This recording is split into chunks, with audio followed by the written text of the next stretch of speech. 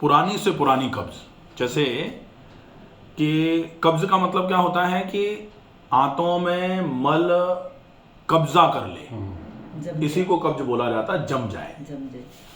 अब अगर आंतों में कब्ज हुई, मतलब मल ने कब्जा कर लिया, मतलब मल आंतों से निकल के बाहर नहीं आना चाह रहा, ऐसी कंडीशन में आप ऐसी कुछ चीजें हैं जिनको उपयोग में लेंगे तो जड़ से कब्ज खत्म हो जाएगी।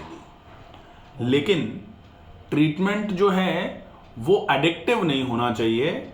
हम थोड़ा सा कुछ चीजों का उपयोग करके आंतों की मदद करके आंतों में से भरे हुए मल को निकलवाने में मदद कर दें, लेकिन हमेशा ही उसकी मदद लेकर के आंतों को साफ करना फिर ये नुकसानदायक हो जाता है, जो सामान्य तौर पर किया जाता है। ठीक बात है। कई लोग ऐसे होते हैं कि साहब हमको बहुत पुराने समय से पेट की समस्या है और हम 10 साल से इसबगोल ले रहे हैं, या 10 साल से हमने एक चूरन बना रखा है वो ले रहे हैं, या फिर टैबलेट्स आती हैं डल्कोलेक्स की आ रही हैं, या और विभिन्न प्रकार की आ रही हैं, उनको खा रहे हैं, और कुछ समय के बाद तो वो भी साहब वो भी काम नहीं कर रही। हाँ। ऐसा भी कहते हुए देखा जाता। हाँ, तो अब जब वो भी काम नहीं कर रही, इसका मतलब क्या है कि आंतें धीरे धीरे करके जो आपने लंबे समय तक लिया उसके लिए तो आप तो एडिक्टिव हो गया। क्या कर लिए, एक बार चालू कर दे। ठीक है, बिल्कुल। अब पेट को ठीक करने के लिए सबसे ज्यादा जरूरी पार्ट जो है वो है एक बार के लिए ठीक करना। अब एक बार के लिए ठीक करना, जैसे कब्ज है लेकिन पेट में गर्मी नहीं है, ये देखना पड़ेगा। तो उस केस में हम क्या करेंगे, सबसे बढ़िया तरीका होता है कि आप गौमूत्र जैसे होता है, तो गौमूत्र अगर फ्रेश मिल जाए तो सबसे बढ़िया, और अगर फ्रेश नहीं मिले तो फिर गौमूत्र अर्क ले लिया, उसमें छोटी हरड़ को भिगो दो। अच्छा, छोटी हरड़ को उसमें भिगो दो। भिगोने के बाद जब वो फूल जाए, लगभग रात ओवरनाइट सोक कर दो, रात को छोटी हरड़ को गौमूत्र में भिगो दिया, उसके बाद सवेरे गौमूत्र में से निकाल करके उसको सुखा लिया। लेकिन ये विशेष ध्यान रखना पड़ेगा कि जिनको पित्त की प्रॉब्लम है, जिनके शरीर में गर्मी रहती है, गौमूत्र भी गर्म है और हरड़ भी गर्म है, वो लोग नहीं ले सकते इस चीज को। तो जिनके गर्मी नहीं है और कब्ज ज्यादा है, जिनको माथे में जलन नहीं होती, जिनके पेट में जलन नहीं होती, जिनको बहुत एसिडिटी नहीं होती, वो लोग इस वाले नुस्खे का उपयोग करें। गौमूत्र प्लस हरड़ की भावनाएं दे करके एक बार गौमूत्र में भिगोया, सवेरे निकाल करके छाया में सुखाया, फिर शाम को फिर से गौमूत्र में भिगोया, फिर छाया में सुखाया, ऐसे 3 बार करवा दो उसी हरड़ को। जब 3 बार हो जाएगी तो हरड़ फूल जाएगी, फूलने के बाद जब सुखाएंगे बिल्कुल सूख गई। लेकिन गौमूत्र से शोधित हो गई हरड़, मतलब गौमूत्र के भी गुण हरड़ में आ गए। तब फिर ये जो हरड़ है, ये कैसा भी जमा हुआ पड़ा हुआ मल होगा, उसको लगभग 70% तो एक बार में ही निकाल देगी। अब इसकी मात्रा कितनी लेनी है, आधा चम्मच हरड़। अब इस हरड़ को लेना किस चीज से है, या तो लेंगे गुनगुने पानी से और या लेंगे छाछ से। अच्छा, ठीक है, तो कौन सी टाइम पर ले, सुबह ले या शाम? ये कोशिश करो सवेरे लिया जाए। अच्छा। वैसे तो लेने को रात को भी ले सकते हैं कि रात को ले लिया। अब रात को अपन ने जैसे 8 बजे के आसपास लिया, अब ये क्या है, ये पेट में से जो जमा हुआ मल है उसको कुरेद के निकालेगी, खरोचेगी। तो अगर रात को आप सो रहे हो और रात को 2 बजे आपके पेट में मरोड़ होगी तो फिर अनावश्यक आपकी नींद खराब होगी, इसलिए इसको आप दिन में लो।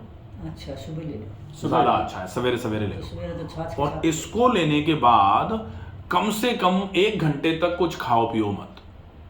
अच्छा, 1 घंटे के बाद 1-1 कप करके आप 3-4-5 कप पानी पी लो।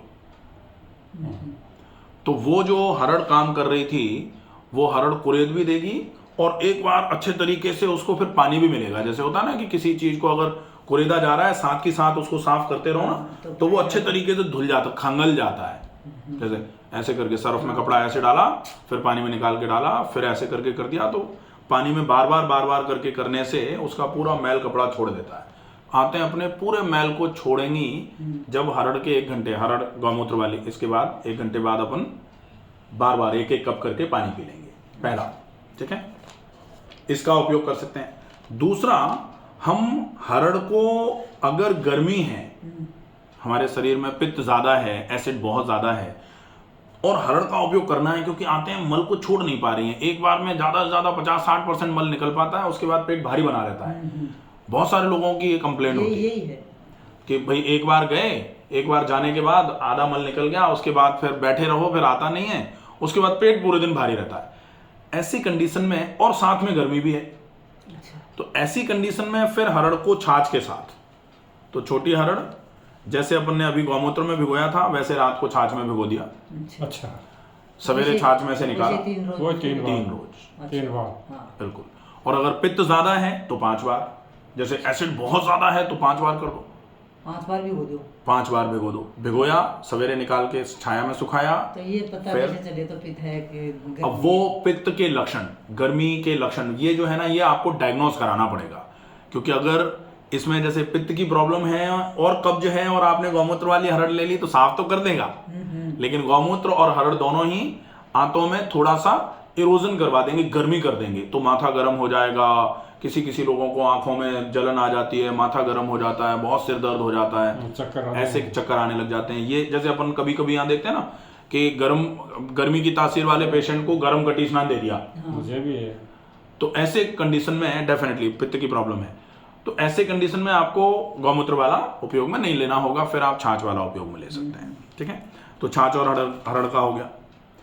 अब एक होता है अमलतास। ये कुछ ऐसी चीजें हैं, इनमें से कुछ चीजें आप, अब जैसे अमलतास का कब उपयोग करेंगे, जब आपका पेट भी खराब है और आपको अस्थमा रहता है, या फिर आपकी सांस ज्यादा भरती है, या खांसी बार बार हो जाती है, ये तकलीफ या फिर आपको सांस में एकदम घुटन घुटन सी होती है। ऐसे समय में पेट की सफाई के लिए आप अमलतास के काढ़े का उपयोग कर लो।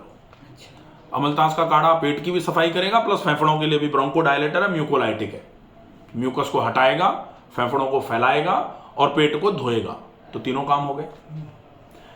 अमलतास के साथ में कैस्टर ऑयल दिया जाए चौथे नंबर पे। अगर मान लो आपको पेट की भी समस्या है, फेफड़ों की भी है, लेकिन स्किन की डिसीज है, रूखी रूखी हो रही है त्वचा, नाखून बिल्कुल भूरे हो रहे हैं, नाखून बहुत सूखे हो रहे हैं, बाल बिल्कुल रूखे रूखे हो रहे हैं, तो फिर अमलतास के काढ़े के साथ में कैस्टर ऑयल का उपयोग कर सकते हैं। कैस्टर ऑयल, अरंडी का तेल, अमलतास का काढ़ा, कैस्टर ऑयल मिला के ले लिया। अरंडी का, हाँ। अब अकेला कैस्टर ऑयल भी उपयोग में लिया जा सकता है, लेकिन दूध के साथ जनरली कैस्टर ऑयल उपयोग में लेते हैं। तो जिनको पेट में गैस ज्यादा बनती है, पेट फूला रहता है, ऐसे लोगों को दूध बड़ा नुकसान करता है, और दूध के साथ ही कैस्टर ऑयल ले लो, तो कैस्टर ऑयल सेम गर्मी करता है। हाँ, तो गैस करता दूध के साथ नहीं, फिर गुनगुने पानी के साथ कैस्टर ऑयल ले लिया जाए। ठीक है, ये हो जाएगा, ये पेट की सफाई के लिए हो गया। ये तो हो गया नॉर्मल।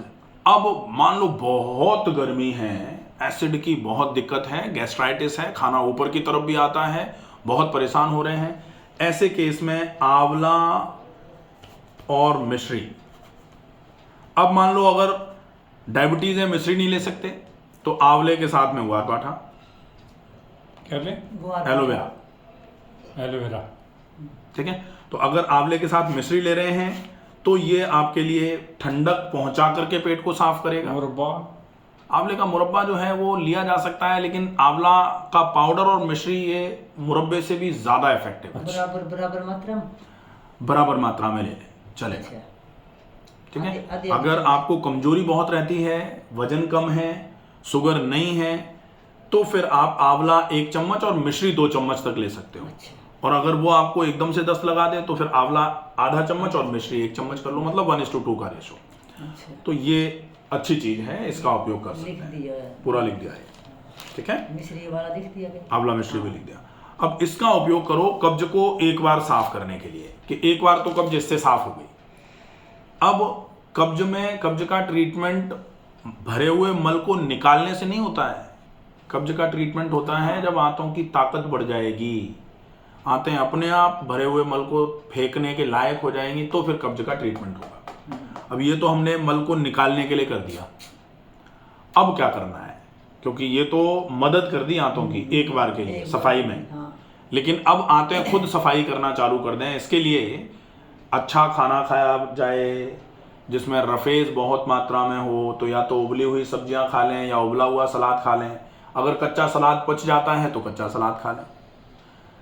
मोटे आटे की, गोल आटा बोला जाता है, बहुत मोटे आटे की रोटी। मोटे आटे की रोटी बनाओ, जुड़ी को ना रोटी फट जाए चारों मेर से। अब बढ़िया बट नहीं, ठीक, अच्छी बात है। रोटी अगर फट रही है तो चलो, वो तो चक बेलन पे ही फट रही है। हाँ। नहीं तो यहाँ अंदर बिल्कुल, यहाँ तो चिपकती हुई रोटी, बिल्कुल फटी नहीं, बिल्कुल मैदे की बना दी, तो यहाँ चिपक ही जानी है, फिर कभी नहीं निकलेगी। कोई काम में मतलब लेते ऐसी रोटी हाँ, बनाते हैं, वो मेहमान को बहुत देते हैं तो नुकसान मेहमान ऐसे लगता है भाई मेहमान सोचेगा ये कैसी रोटी। हाँ, तो उस पे ये आजकल चलन चल रहा है बेसिकली कि रोटी बिल्कुल सफेद झक सफेद होनी फुली चाहिए। हुई होनी चाहिए। अब हाँ। वो ऐसा नहीं, आपकी रोटी काली बेशक बनी रहे, जैसे आप बाजरे की रोटी खाओ, ऐसी बनती है वो। हाँ तो बाजरे जैसी बने, बढ़िया है, वो कोई दिक्कत नहीं है।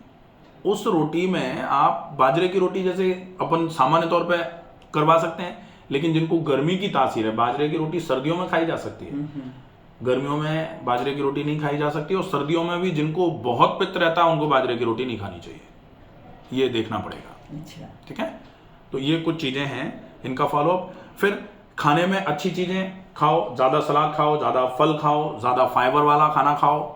इसके साथ में खाने को बहुत चबा के खाओ, कब्ज का एक ट्रीटमेंट ये भी है। अच्छा।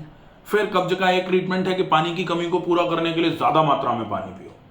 और फिर कब्ज का फाइनल ट्रीटमेंट है आंतों पर खून की चाल बढ़ाने के लिए नियमित रूप से व्यायाम करो। और व्यायाम कितना, जिससे आंतों में खून की चाल बढ़े। आंतें बिल्कुल शिथिल पड़ी हैं, पेट निकल निकल के भारी होता जा रहा है, आंतों पे बिल्कुल कतई काम ही नहीं है, और आंतें भी फैलती फैलती चली जा रही हैं। अपन एक बार भी, आजकल सबसे बड़ी समस्या तो यह है कि एक बार भी आगे झुकने का काम नहीं है। जूते भी इंसान बिना फीते वाले पहनना चालू कर दिया है आदमी ने, कि भाई ऐसे करके पैर डालो और चल दिए, क्योंकि आगे कौन झुकेगा फीते बांधने के लिए। ये सही है। जबकि पहले हर काम झुकना। जमीन पे बैठ करके, बैठना है तो झुकना पड़ेगा। अब आजकल बीमारियां भी ऐसी आ रही हैं कि हम खुद ही मना कर देते हैं कि आपको जमीन पर नहीं बैठना। जैसे आपको बोला कि घुटने में दर्द है, आप जमीन पर बैठ के खड़े होगे तो दर्द बढ़ जाएगा। जैसे आपको कहा जाए कि सीढ़ी नहीं चढ़नी है, तो सीढ़ी चढ़ने में भी आपकी थाई आपके पेट को दबाती है। और आजकल तो कहने ही लग गए कि सीढ़ी की हाइट कितनी होनी चाहिए, बोले 6 इंच से ज़्यादा नहीं हो। जबकि पुराने घरों में, पुराने जो मकान बने हुए हैं, सीढ़ी 1.25 फीट की हो जाती थी। और 1.25 फीट की सीढ़ी पे चढ़ने में क्या होता था कि पैर को पूरा, घुटने को ऐसे करके उठाओ तो ये थाई आपकी पेट को दबा रही है, फिर घुटने पे भी जोर पड़ रहा है, तो सब ताकत भी लगती थी, शरीर पर जोर पड़ता, बढ़िया रहता था। अब इंसान को चाहिए कि नहीं सीढ़ी नहीं चढ़ सकते, रैंप बना लो। ये भी तो मजबूरी में तो करना पड़ेगा। अगर मजबूरी हो गई तो फिर जरूरत है, लेकिन जरूरत खत्म करने के बाद फिर उसका उपयोग छोड़ दिया जाए। जैसे किसी को एकदम से कोई समस्या हो जाती है तो फिर जमीन पर बैठने के लिए इंडियन कमोड का यूज बंद करा दिया जाए। लेकिन अब इंडियन कमोड का यूज बंद कर दिया, आप वेस्टर्न पे ही बैठे हैं, अब समस्या तो ठीक हो गई लेकिन बैठ वेस्टर्न पे ही रहे, फिर तो कोई मतलब नहीं, फिर तो क्या मतलब है। जैसे खांसी हुई और खांसी में गुनगुना पानी पिलाया, अब खांसी ठीक हो गई उसके बाद भी गर्म पानी पिए जा रहे हैं। आजकल चल रहा है ना चलन में कि गर्म पानी पी लो सारी बीमारियां खत्म हो जाती हैं। तो कहा जाता है कि अगर आपके शरीर में वात की प्रकृति होगी, वात वृद्धौ उष्ण कामिता, जब जब वात बढ़ेगा तब तब उष्ण चीजें, गर्म चीजें अपने आप ही खाने पीने का मन पित्त करेगा। के क्या लक्षण होते हैं सर? पित्त के लक्षण होते हैं, पित्त वृद्धौ पीताव भासता, सबसे पहले तो स्किन पीली हो जाती है। संताप, मन हमेशा खराब रहेगा, तापमान ज्यादा रहेगा, नींद कम हो जाएगी, बेचैनी घबराहट रहना चालू हो जाएगी, भूख बिल्कुल नहीं लगेगी, भूख अगर लगेगी तो केवल वो आपको खाना देख के लगेगी। बल की हानि हो जाती है, काम करने में असमर्थता आ जाती है, काम इंसान बेमर्जी से करेगा, मर्जी से काम नहीं करता फिर इंसान। ये जो चीजें हैं ये सारे के सारे लक्षण पित्त के हैं। लागू होते हैं। हाँ बिल्कुल, नहीं वो तो लक्षण, अगर किसी को पित्त बढ़ा हुआ है तो पित्त के लक्षण तो आएंगे ही। आयुर्वेद में लिखी गई चीजें खराब तो बेकार तो है नहीं। हाँ सब ये पूरा है। अप्रसन्नता आ जाएगी,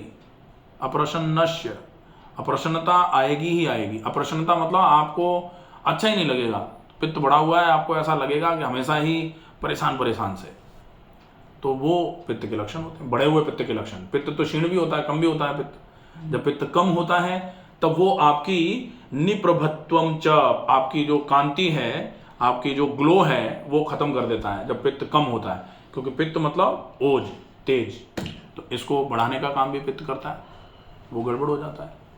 ठीक है।